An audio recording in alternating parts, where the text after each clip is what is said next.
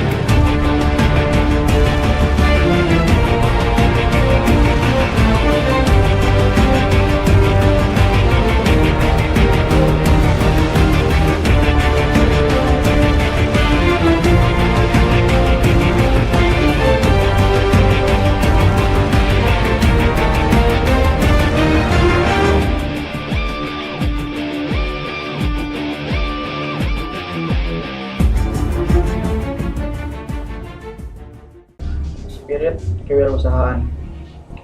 Entrepreneur atau wirausaha berasal dari bahasa Perancis yang entreprendre sama dengan bertanggung jawab, dan menurut bahasa Inggris entrepreneur atau pengusaha. Sedangkan menurut KBBI atau Kamus Besar Bahasa Indonesia, wira pahlawan laki-laki bersikap jantan atau berani. Wirausaha tidak sama dengan pedagang. Wirausaha itu harus memiliki sifat pembisnis, kreatif, inovatif, mental yang fresh, dan ilmu. Saya akan membahas beberapa orang wirausahawan yang sukses di bidang IT ataupun dari hal lainnya, seperti Bill Gates, Mark Zuckerberg, dan almarhum Bob Sudino. Kita lihat dulu video berikut ini.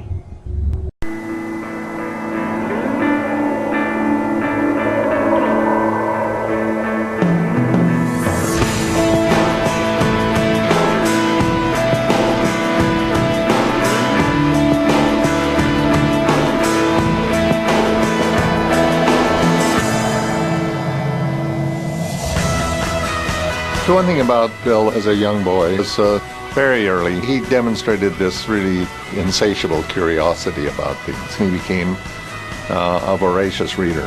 He would bring a book to a Husky game. I mean, how can you not sit there and be fully engaged in a Husky football game? I just didn't understand that. We knew he was smart, he was academically gifted, but we didn't have any impression that there was something world-class going on in our living room necessarily.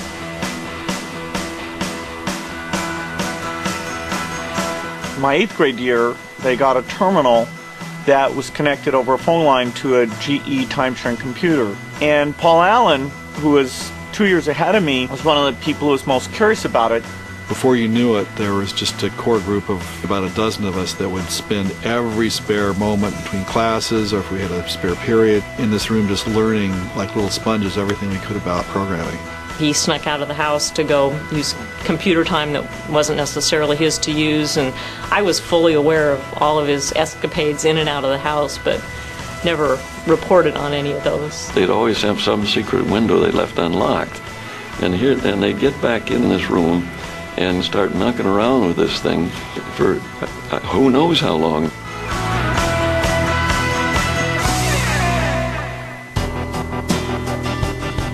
Back in college, Bill was really very intense about the things that he was interested in. That included some of his classes, especially the math classes, independent studies, and computer science.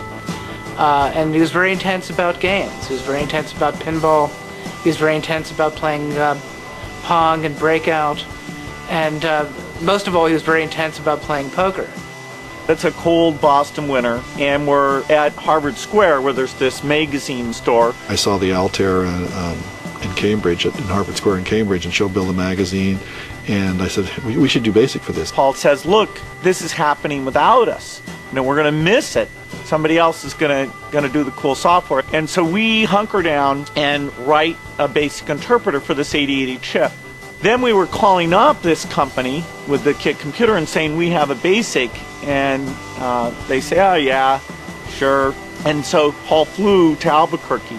Paul loaded the BASIC in, and amazingly it worked. I mean, the MITS people were amazed, and Paul was amazed, because there were so many things that could have gone wrong. I'm just going, oh my gosh, I can't believe all this code, because I'm imagining in my head all the code that Bill and I had written over the previous 2.5 months. It was all working. So that they became our first customer, and that's when Microsoft really got started, was there in Albuquerque, New Mexico.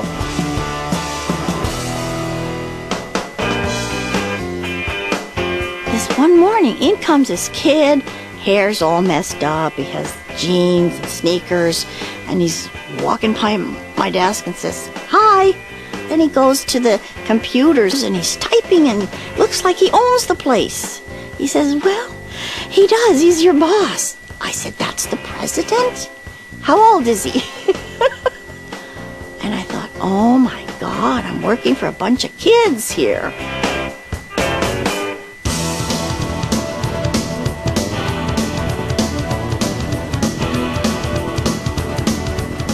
Ohio Scientific Billings, Krememco, IMSI. People don't remember these names, but like the start of any industry, there was just a flourishing of lots and lots of companies, 90% of which went out of business. But we got to do the basic for all those machines.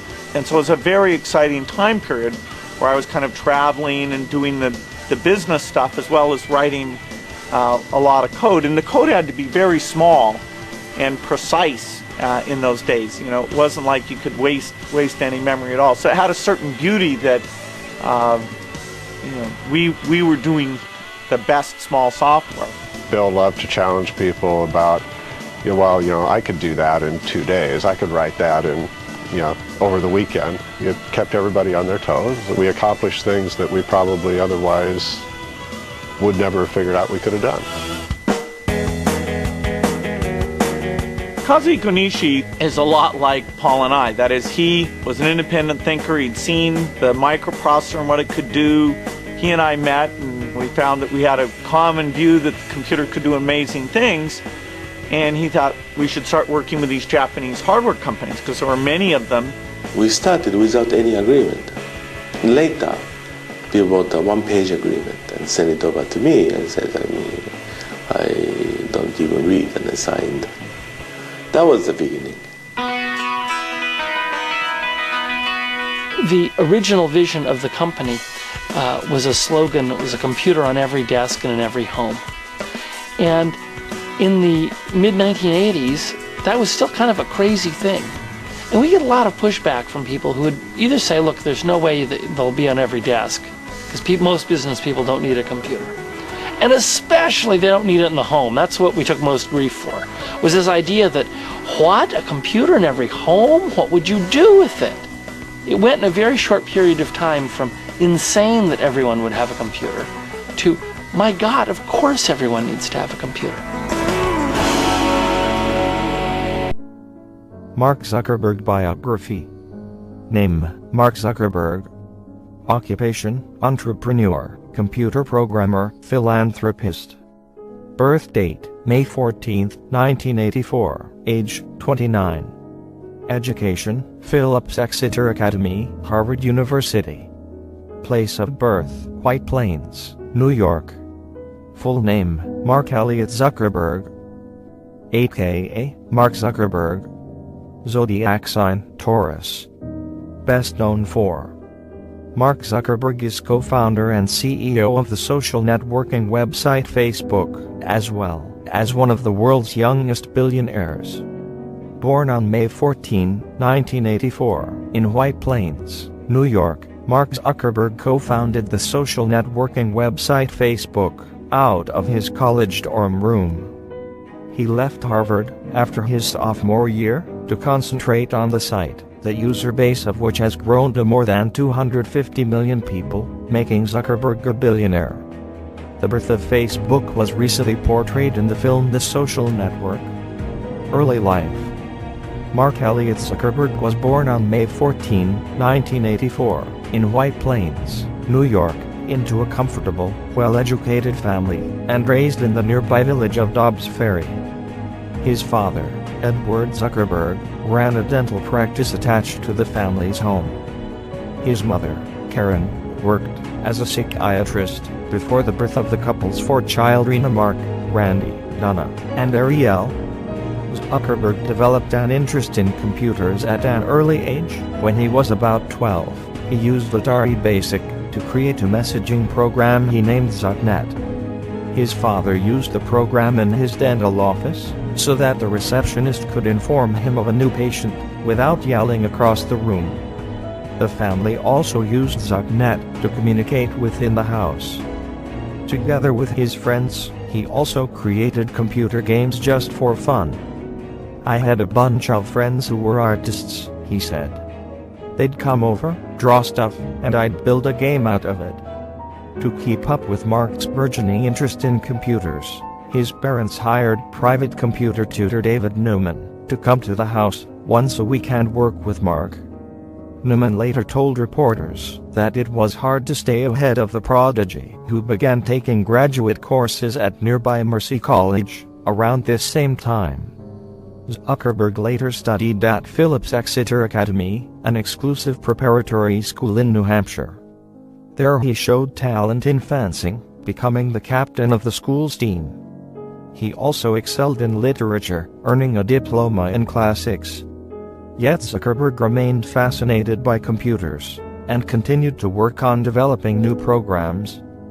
While still in high school, he created an early version of the music software Pandora, which he called Synapse. Several companies including AOL and Microsoft who expressed an interest in buying the software and hiring the teenager before graduation. He declined the offers. Time at Harvard. After graduating from Exeter in 2002, Zuckerberg enrolled at Harvard University. By his sophomore year at the Ivy League institution, he had developed a reputation as the go-to software developer on campus. It was at that time that he built a program called CourseMatch, which helped students choose their classes based on the course selections of other users. He also invented FaceMash, which compared the pictures of two students on campus, and allowed users to vote on which one was more attractive. The program became wildly popular, but was later shut down by the school administration after it was deemed inappropriate. Based on the buzz of his previous projects, 3 of his fellow students, Adivian Arendra and twins Cameron and Tyler Winklevoss, sought him out to work on an idea for a social networking site they called Harvard Connection. This site was designed to use information from Harvard's student networks in order to create a dating site for the Harvard elite. Zuckerberg agreed to help with the project, but soon dropped out to work on his own social networking site with friends Dustin Moskovitz, Chris Hughes, and Eduardo Saverin. Zuckerberg and his friends created a site that allowed users to create their own profiles, upload photos, and communicate with other users. The group ran the city first called the Facebook out of a dorm room at Harvard until June 2004. After his sophomore year, Zuckerberg dropped out of college to devote himself to Facebook full-time, moving the company to Palo Alto, California. By the end of 2004, Facebook had 1 million users. The rise of Facebook. In 2005, Zuckerberg's enterprise received a huge boost from the venture capital firm Accel Partners. Accel invested $12.7 million into the network, which at the time was open only to Ivy League students. Zuckerberg's company then granted access to other colleges, high school, and international schools, pushing the site's membership to more than 5.5 million users by December 2005. The site then began attracting the interest of other companies who wanted to advertise with the popular social hub. Not wanting to sell out, Zuckerberg turned down offers from companies such as Yahoo and MTV Networks. Instead, he focused on expanding the site, opening up his project to outside developers, and adding more features. Zuckerberg seemed to be going nowhere but up. However, in 2006, the business mogul faced his first big hurdle. The creators of Harvard Connection claimed that Zuckerberg stole their idea and insisted the software developer needed to pay for their business losses. Zuckerberg maintained that the ideas were based on 2 very different types of social networks, but after lawyers searched Zuckerberg's records, incriminating instant messages revealed that Zuckerberg may have intentionally stolen the intellectual property of Harvard Connection and offered Facebook users private information to his friends. Zuckerberg later apologized for the incriminating messages, saying he regretted them. If you're going to go on to build a service that is influential and that a lot of people rely on, then you need to be mature, right? He said in an interview with The New Yorker. I think I've grown and learned a lot. Although an initial settlement of $65 million was reached between the 2 parties, the legal dispute over the matter continued well into 2011, after Narendra and the Winklevosses claimed they were misled in regards to the value of their stock. Zuckerberg faced yet another personal challenge when the 2009 book The Accidental Billionaires by writer Ben Metrick hit stores. Metric was heavily criticized for his retelling of Zuckerberg's story, which used invented scenes, reimagined dialogue, and fictional characters. Regardless of how true to life the story was, Metric managed to sell the rights of the tale to screenwriter Aaron Sorkin, and the critically acclaimed film The Social Network received 8 Academy Award nominations. Zuckerberg objected strongly to the film's narrative, and later told a reporter at The New Yorker that many of the details in the film were inaccurate. For example, Zuckerberg has been dating longtime girlfriend Priscilla Chan, a Chinese-American medical student he met at Harvard, since 2003. He also said he never had interest in joining any of the final clubs. It's interesting what stuff they focused on getting right, like every single shirt and fleece that I had in that movie is actually a shirt or fleece that I own, Zuckerberg told a reporter at a startup conference in 2010. So there's all this stuff that they got wrong, and a bunch of random details that they got right. Yet Zuckerberg and Facebook continued to succeed, in spite of the criticism. Time magazine named him Person of the Year in 2010, and Vanity Fair placed him at the top of their new establishment list. Forbes also ranked Zuckerberg at number 35, beating out Apple CEO Steve Jobs on its 400 list, estimating his net worth to be $6.9 billion. Philanthropy causes. Since amassing his sizable fortune, Zuckerberg has used his millions to fund a variety of philanthropy causes. The most notable examples came in 2010. In September of that year, he donated $100 million to save the failing Newark public school system in New Jersey. Then, in December 2010, Zuckerberg signed the Giving Pledge, promising to donate at least 50% of his wealth to charity over the course of his lifetime. Other Giving Pledge members include Bill Gates, Warren Buffett, and George Lucas. After his donation, Zuckerberg called on other young, wealthy entrepreneurs to follow suit. With a generation of younger folks who have thrived on the success of their companies, there is a big opportunity for many of us to give back earlier in our lifetime and see the impact of our philanthropic efforts, he said. Going public? Zuckerberg made 2 major life changes in May 2012. Facebook had its initial public offering, which raised $16 billion, making it the biggest internet IPO in history. How Zuckerberg's company will handle this influx of cash remains to be seen. But Zuckerberg may be looking at more acquisitions. He personally negotiated the company deal to buy Instagram the previous month. After the initial success of the IPO, the Facebook stock price dropped somewhat in the early days of trading. But Zuckerberg is expected to weather any ups and downs in his company's market performance. He holds more than a quarter of its stock and retains 57% control of the voting shares. On May 19, 2012, a day after the IPO, Zuckerberg wed his longtime girlfriend, Priscilla Chan. About 100 people gathered at the couple's Palo Alto, California home. The guests thought they were there to celebrate Chan's graduation from medical school, but instead they witnessed Zuckerberg and Chan exchange vows. In May 2013, Facebook made the Fortune 500 list for the first time, making Zuckerberg, at the age of 28, the youngest CEO on the list. Yang pertama adalah Bill Gates.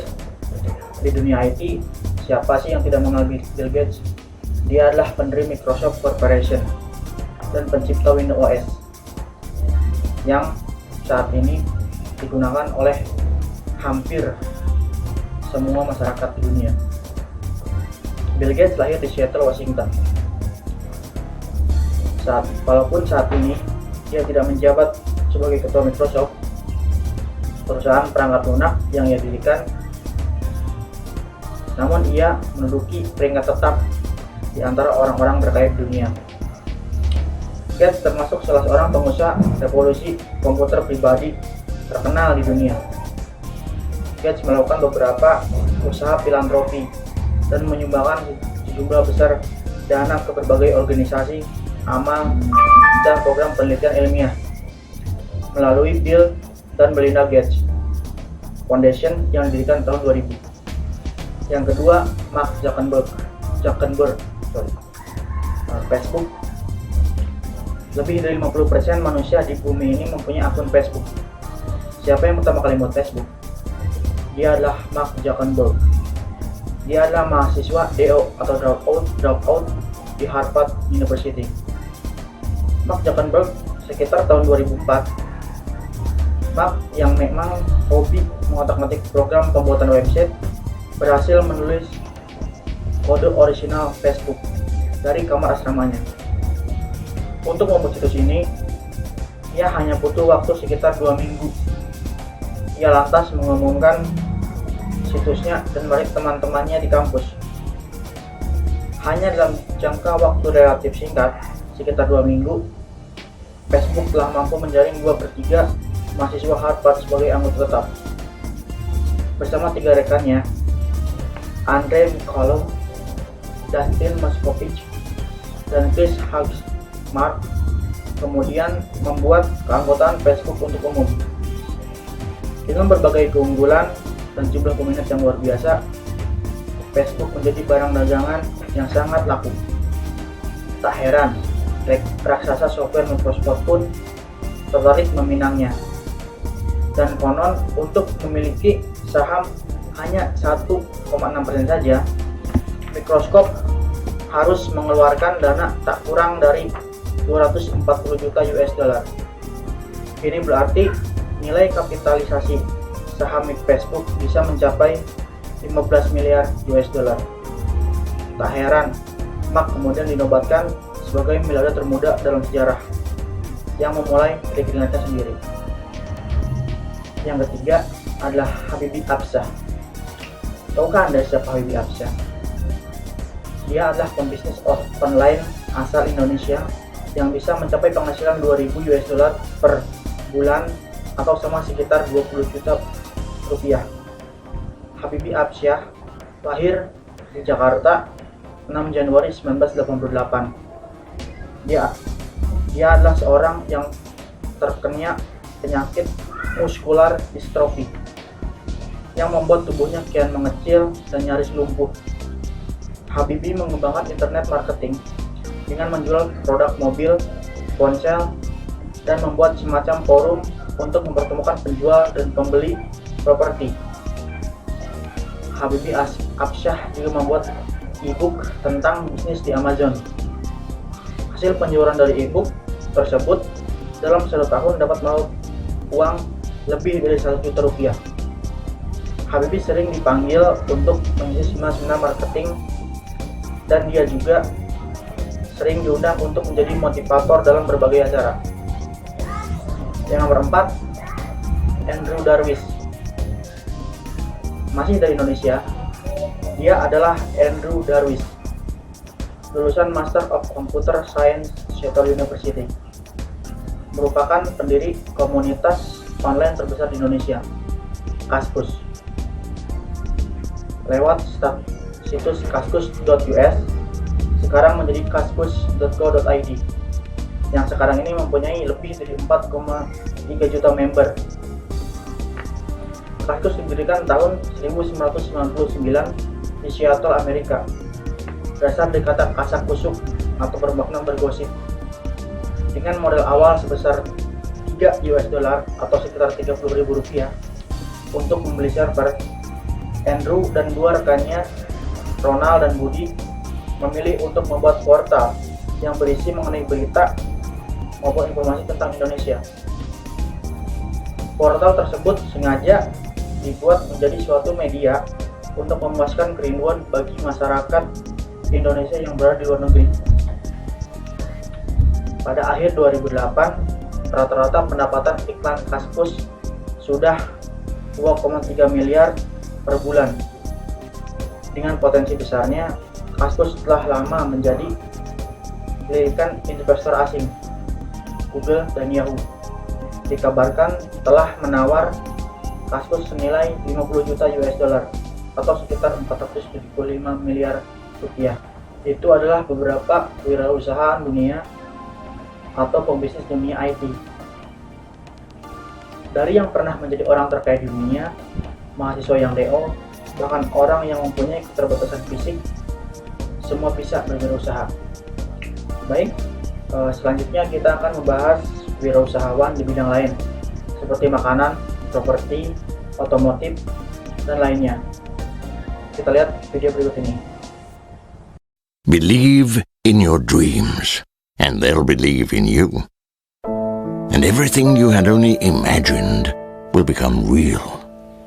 For what we imagine exists and lives in the world of dreams.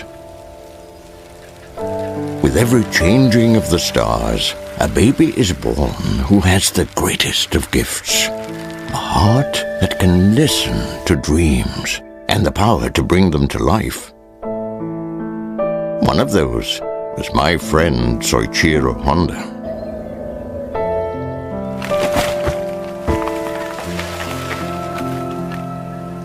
He used to repair bicycles when he was a boy, helping in his father's workshop.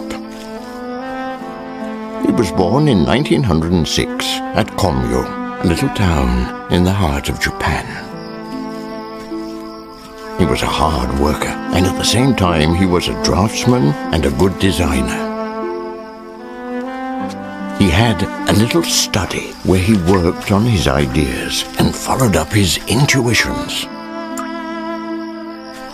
We used to love having long rides on our bikes, going as fast as the wind. Soichiro Honda and Takeo Fujisawa. The two of us were great friends. Soichiro was a real artist and a bit of a rebel. He managed to involve you in his projects and all his doings. Thanks to his determination and his delight in creating, he fascinated everyone, including me.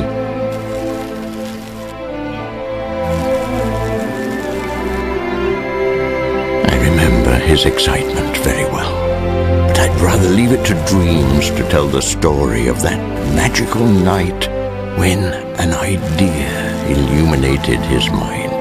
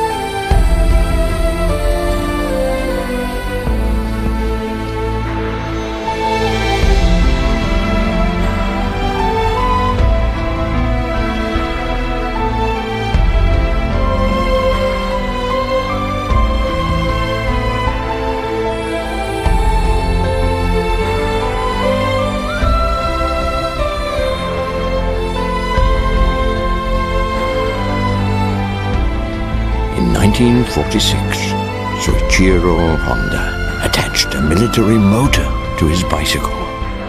He called that invention of his Dream Type A. 2 years later, he founded the Honda Motor Company. Today, Honda is a legend in every country of the world. Yang pertama, Reza Nurhilman. Siapa sih dia? Dia adalah wirausahawan dari Indonesia. Dia adalah pendiri dan pencipta keripik singkong Maici yang sangat terkenal dengan bahasanya itu. Reza Nurhilman, muda, keren, dan memiliki omset perusahaan miliaran rupiah. Siapa yang tidak tergiur? Dialah Reza Nurhilman, Presiden PT Maici Inti Sinergi, sebuah perusahaan industri kreatif dari Bandung yang berkembang pesat memproduksi keripik. Usaha keripik ini berkembang hingga menjadi perusahaan besar dan mampu mendirikan perusahaan di bawah bendera PT Maici Inti Sinergi. Siapa sangka dalam waktu 1,4 tahun, modal awal 2 juta rupiah untuk membeli singkong mentah dan bumbu yang dibutuhkan kini menjadi industri besar dengan penghasilan 4 miliar per bulan. Yang nomor 2, Elang Gumilang. Diawali menjual donat, Elang Gumilang sukses di Raja Tanah, menjadi pengusaha sukses dan memimpin perusahaan dengan berpenghasilan besar.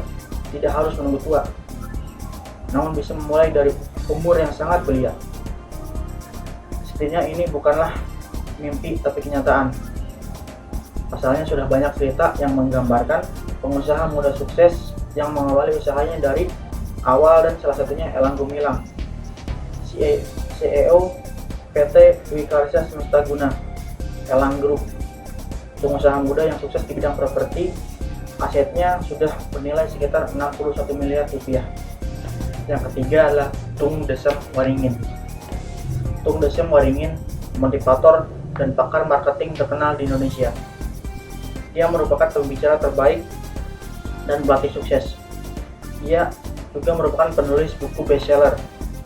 Buku karyanya berjudul Financial Revolution mendapat penghargaan dari Museum Rekor Indonesia atau MURI sebagai buku inspirasional pertama dengan penjualan 10.511 buah pada hari pertama diluncurkan. Sukses memasarkan buku Financial Revolution, Tung Desem kembali membuat sebuah aksi sensasional di tahun 2008. Aksi yang menimbulkan pro dan kontra di tengah masyarakat ini disebabkan TDW yang menyebarkan uang 100 juta rupiah dari atas helikopter di daerah Serang, Banten, sebagai kelanjutan promosi peluncuran buku fenomenalnya yang berjudul Marketing Revolution. Yang nomor 4, Soichiro Honda. Kendaraan apa yang paling banyak dimiliki oleh rakyat Indonesia? Pasti kalian menjawab sepeda motor kan? Sekarang, sepeda motor apa yang paling sering Anda lihat berkeliaran di jalan Indonesia? Pasti jawaban kalian Honda. Ya. Sekarang kalian tahu tidak siapa yang mendirikan kerajaan Honda yang sangat terkenal itu? Yap, dia adalah Soichiro Honda. Soichiro Honda lahir tahun 1906. Anak pertama seorang pandai besi bernama Kihei Honda. Dia tidak punya pendidikan formal memadai, tidak memiliki gelar, dan tidak cemerlang di sekolah, namun memiliki semangat dan cita-cita yang sangat tinggi. Diawali pada usia yang sangat muda, pada tahun 1922, dia bekerja pada bengkel Art Sokai. Dia meneruskan keahlian ayahnya sebagai seorang pandai besi. Pekerjaannya tidak langsung berhubungan dengan mesin seperti yang diinginkan, namun sebagai seorang tenaga cleaning service sambil mengasuh bayi dari pemilik bengkel. Sampai pemilik bengkel menemukan bakat Honda yang sesungguhnya. 6 tahun kemudian, dia dipercaya membuka bengkel cabang Art Sokai di Hamamatsu. Bengkel itulah yang membuka jalan selanjutnya. Soichiro terkenal keras, bahkan tak jarang dia main tangan dalam arti yang sesungguhnya. Bekerja dengan Soichiro berarti ada 2 pilihan: pindah ke perusahaan lain atau belajar dengannya. Selain mencintai dunia pemesinan, Soichiro tersendiri tergila-gila akan dalam dunia balap. Itu pula yang kemudian menjadi kunci suksesnya. Dari arena balap, dia mendapatkan masukan berharga bagi pengembangan produknya. Pada zaman itu, jari-jari mobil terbuat dari kayu, sehingga tidak baik meredam getaran. Ia punya gagasan untuk mengganti ruci-ruci itu dengan logam. Hasilnya luar biasa. Ruci-ruci miliknya lampu keras dan diekspor ke seluruh dunia. Pada usia 30 tahun, Honda mendatangani hak paten yang pertama. Pada tahun 1938, ring piston buatannya yang dia buat di bengkelnya sendiri setelah dia lepas dari bosnya ditolak oleh Toyota. Karena hal tersebut, dia sakit keras selama 2 bulan. Setelah pulih kembali, dia masih memikirkan tentang ring piston. Akhirnya dia memutuskan untuk kuliah lagi. Berkat kerja kerasnya, ring piston miliknya diterima oleh Toyota. Akhirnya dia mendirikan pabriknya sendiri, tapi sepanjang masa perang, pabriknya terbakar 2 kali. Pada tahun 1947, saat perang berakhir, dalam keadaan terdesak, dia memasang motor kecil pada sepedanya. Siapa sangka, sepeda motor itu adalah cikal bakal terbentuknya Honda Motor. Kata-kata yang dikatakan Soichiro Honda yang sangat terkenal adalah, orang melihat kesuksesan saya 1%, tapi mereka tidak melihat 99% kegagalan saya. Yang nomor 5, Chung Ju-young. Chung Ju-young lahir tahun 1915, menyelesaikan pendidikan dari Fakultas Akunting di Kyungsung. Sangat keras dan tekun untuk belajar, selain itu juga hobi untuk membaca buku.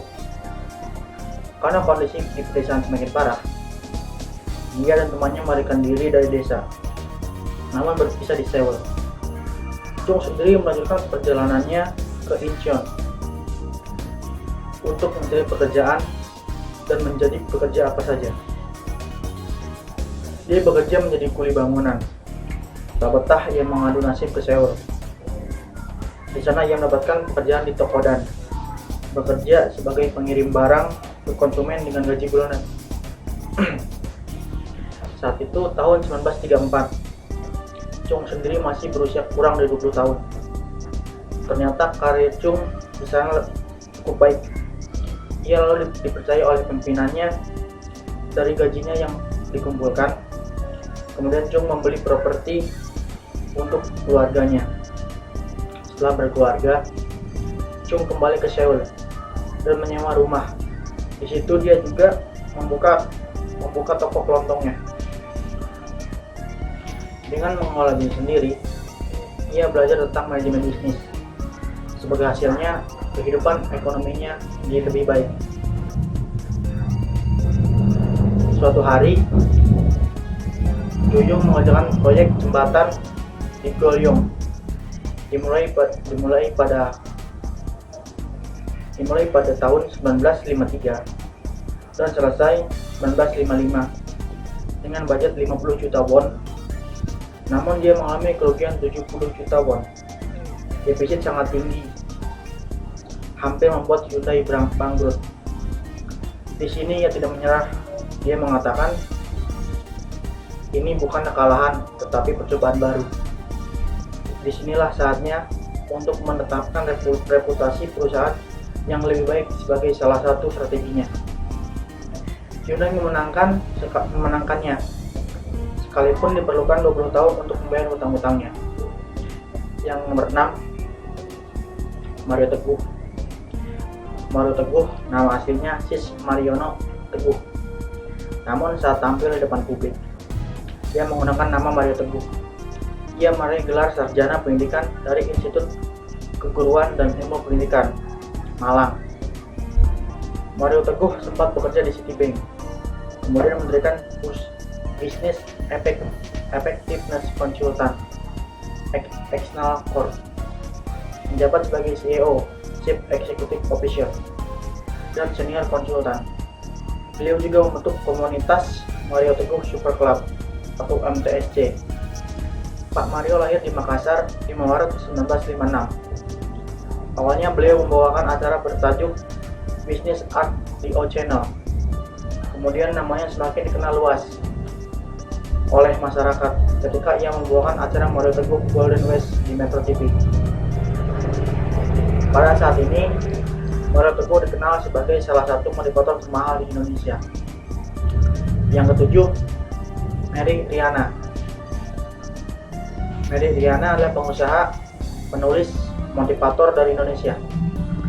Mary Riana menerbitkan buku berjudul I Give From a Friend pada tahun 2006 yang berisi pengalaman dan latar belakang dirinya hidup di Singapura. Buku ini menarik perhatian publik Singapura dan Asia Tenggara karena menuliskan tentang prestasinya menghasilkan $1 juta Singapura pada usia 26 tahun. Dan awalnya Mary Riana adalah mahasiswa Nanyang Technology University yang berhutang sebanyak $40.000 Singapura. Profil kesuksesan Mary Riana mulai dikenal setelah muncul di artikel The Straits Times pada tanggal 26 Januari 2007 yang berjudul She's made her first million at just age 26, atau ia mencapai $1 juta pertamanya di usia 26 tahun. Mary Riana aktif sebagai pembicara di berbagai seminar, perusahaan, sekolah, dan media massa di Singapura dan beberapa negara di Asia Tenggara. Ia dikenal giat dalam memanfaatkan jejaring sosial Twitter. Nomor 8, Bob Sadino.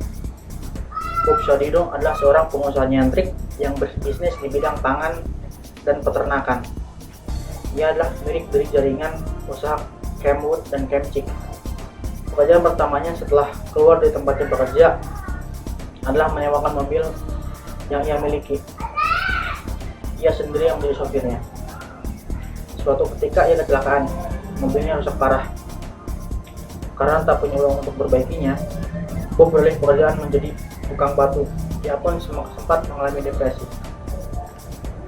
Suatu hari, seorang teman menjalankan Bob memelihara dan berbisnis telur ayam negeri untuk melawan depresinya. Bob tertarik dan mulai mengembangkan usaha peternakan ayam. Ketika itu, di Indonesia, ayam kampung masih mendominasi pasar. Boblah yang pertama kali memperkenalkan ayam negeri beserta telurnya di Indonesia. Bob menjual telurnya dari pintu ke pintu. Ketika itu, telur ayam negeri belum populer di Indonesia, sehingga barang dagangannya tersebut hanya dibeli oleh ekspatriat serta beberapa orang Indonesia yang pernah bekerja di luar negeri. Seiring berjalannya waktu, telur ayam negeri mulai dikenal, sehingga bisnis Bob semakin berkembang. Bob kemudian melanjutkan usahanya dengan berjualan daging ayam. Selain memperkenalkan telur ayam negeri, ia juga merupakan orang pertama yang menggunakan perladangan sayur sistem hidroponik di Indonesia. Itu adalah beberapa contoh wirausahawan sukses di bidang makanan dan yang lainnya. Selanjutnya, saya akan menjelaskan tentang ciri-ciri wirausaha sukses.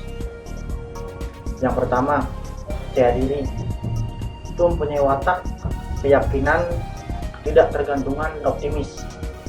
Yang selanjutnya, berorientasi tugas dan hasil. Mempunyai watak, kebutuhan akan prestasi, berorientasi laba, ketekunan dan ketabahan, kerja keras, dan inisiatif. Yang ketiga, pengambilan risiko. Wataknya itu kemampuan mengambil risiko, suka pada tantangan. Ciri-ciri kepemimpinan, wataknya bertingkah laku sebagai pemimpin, dapat bergaul dengan orang lain, menanggapi saran-saran dan kritik. Keoriginalan, Otaknya inovatif dan kreatif, fleksibel, punya banyak sumber, serba bisa atau mengetahui banyak hal. Yang nomor 6, berorientasi ke masa depan. Otaknya pandangan ke depan dan perseptif. Selanjutnya, ciri-ciri entrepreneur unggul. Pertama, penetapan tujuan. Memiliki tujuan yang jelas dan berusaha untuk mencapai tujuan tersebut. Kedua, pencarian informasi. Selalu mencari informasi demi kemajuan perusahaan. Yang ketiga, perencanaan sistematik dan monitoring. Menetapkan perencanaan sebagai bagian yang penting dan juga melaksanakan evaluasi atau monitor terhadap hasil perencanaan tersebut. Yang keempat, persuasi dan penyusunan jaringan usaha. Mencari relasi, mitra kerja untuk membangun jaringan kerja yang lebih baik. 5. Kepercayaan diri. Berpikir positif terhadap segala kelebihan dan kekurangan yang dimiliki. Berwirausaha itu tidak memerlukan keahlian khusus. Siapa saja bisa. Yang dibutuhkan hanya keinginan kuat dan semangat yang tinggi untuk mencapai cita-cita. Terima kasih.